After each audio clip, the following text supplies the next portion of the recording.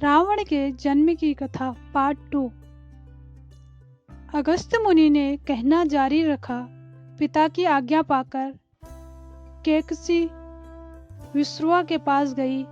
उस समय भयंकर आंधी चल रही थी। आकाश में मेघ गरज रहे थे। कैकसी का अभिप्राय जानकर विश्वा ने कहा कि भद्रे, तुम इस कुबेला में आई हो, मैं तुम्हारी इच्छा तो पूरी कर दूंगा, परंतु इससे तुम्हारी संतान दुष्ट स्वभाव वाली और कुकर्म वाली होगी। मुनि की बात सुनकर कैकसी उनके चरणों में गिर पड़ी और बोली, भगवान, आप ब्रह्मवादी महात्मा हैं। आपसे मैं ऐसी दुराचारी संतान पाने की आशा नहीं करती। कृपया आप मुझ पर कृपा करें। कैकसी के वचन सुनकर मुनि विश्वा ने कहा कि अच्छा, तो तुम्हारा सबसे छोटा पुत्र सदाचारी और धर्मात्मा होगा। इस प्रकार कैकसी के 10 मुख वाले पुत्र का जन्म हुआ, जिसका नाम दशग्रीव रखा गया। उसके पश्चात कुंभकर्ण, शूर्पणखा और विभीषण के जन्म हुए। दशग्रीव और कुंभकर्ण अत्यंत दुष्ट थे, किंतु विभीषण धर्मात्मा प्रकृति का था। अपने भाई वैष्णव से भी अधिक पराक्रमी और शक्तिशाली बनने के लिए दशग्रीव ने अपने भाइयों सहित ब्रह्मा जी की तपस्या की। ब्रह्मा जी के प्रसन्न होने पर दशग्रीव ने मांगा कि मैं गरुड़, नाग, यक्ष, दैत्य, दानव, राक्षस तथा देवताओं के लिए अवध्य हो जाऊं।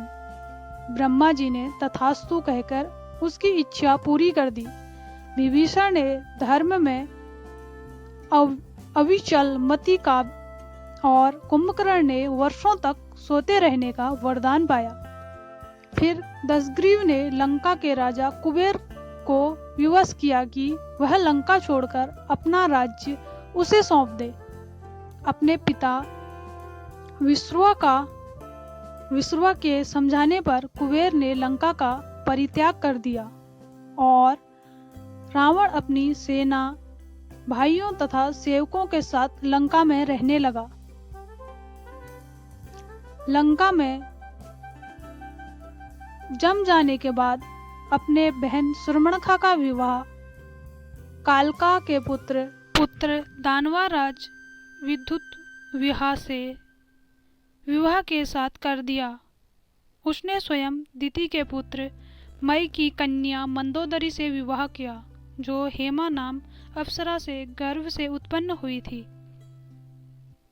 विरोचन कुमार बाली की पुत्री ब्रजवाला से कुंभकर्ण का और गांधर्वराज महात्मा सहसूल की कन्या शर्मा से विभीषण का विवाह हुआ।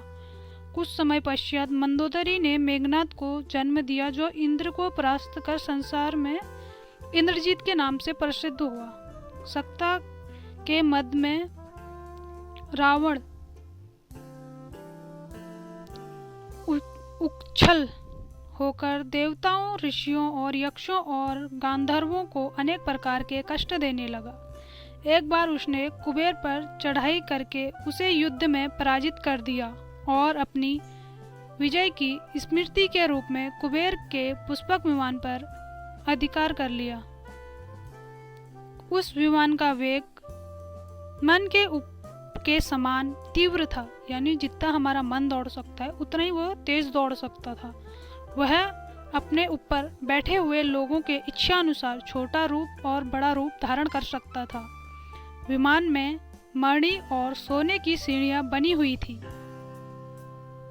और तपाए हुए सोने के आसन बने हुए थे।